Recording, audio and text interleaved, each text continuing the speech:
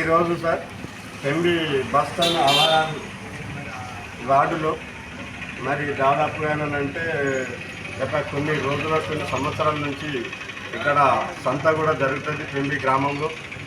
So ఆ సంత జరిగినప్పటికీ కూడా మారుమూల గిరిజన పల్లెలు ఆదివాసీ తరులు అనేక గ్రామాలు ఈ పెంబికి వారంగా డైలీ రోజు కూడా వస్తారు. కానీ శుక్రవారం అనేది సంతకైతే అనేక వేలాది మంది వస్తారు. వేలాది మంది వచ్చినా కానీ పాపం స్త్రీలకు కనీసం మరుగుదొడ్డి సౌకర్యం లేదు, తాగునీటి సౌకర్యం లేదు.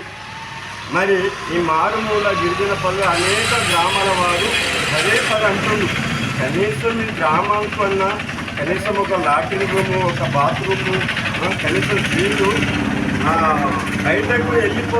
బయటకు పోదామనంటే కూడా జాగలేనటువంటి స్థితి కనిపిస్తుంది పెంబి మండలంలో.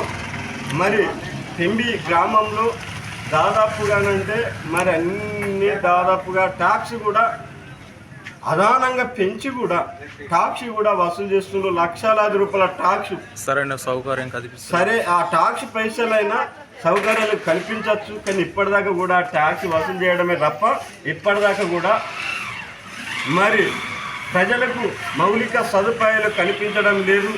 సర్పంచులు కానీ, జడ్పీటీసీలు కానీ, ఉప సర్పంచులు కానీ అందరూ టోటల్ ఇక్కడ ఉన్నటువంటి టేలర్ల దుకాణాలలో కూడా ట్యాక్స్ అనేక లక్షల రూపాయలు వసూలు చేస్తారు.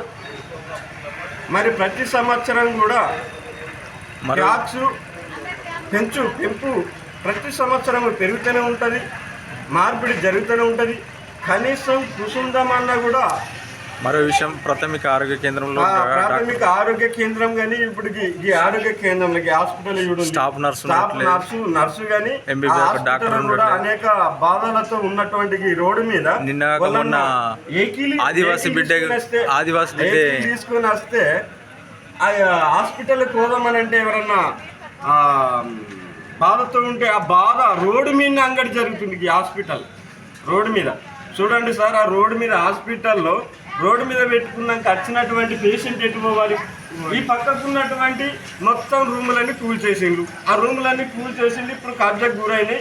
మళ్ళీ ఆ రూములు కూడా అక్కడ ఉన్నటువంటి రూములు కట్టుకొని అది వీడిసి పేరు మీద రూములు కట్టుకొని వీడిసి అనేక రకాలుగా ప్రజల్ని మోసం చేయడమే తప్ప వీడిసి కానీ ఇతర సంఘాలు కానీ సొసైటీ అంటారు. అక్కడ సొసైటీలో కూడా వాళ్ళ కాళ్ళే, కానీ ప్రజలను చూడటం లేదు. ఏదైనా బాధ వచ్చిందా వాళ్ళకాళ్ళే కౌంటర్ చేయకపోవడం, వాళ్ళే బాధ ఇచ్చేసుకోవడం, వాళ్ళ ఉత్పత్తి కాకుండా అదనంగా మన ఇతర పండించుకున్నటువంటి జొన్నలు కావచ్చు, మక్కలు కావచ్చు, వడ్లు కావచ్చు, తొగర్లు కావచ్చు, లేదా ఇతర అన్ని రకాలుగా దినుసులు మార్క్స్ అనేది సొసైటీ అనేది రైతుకు కనీసం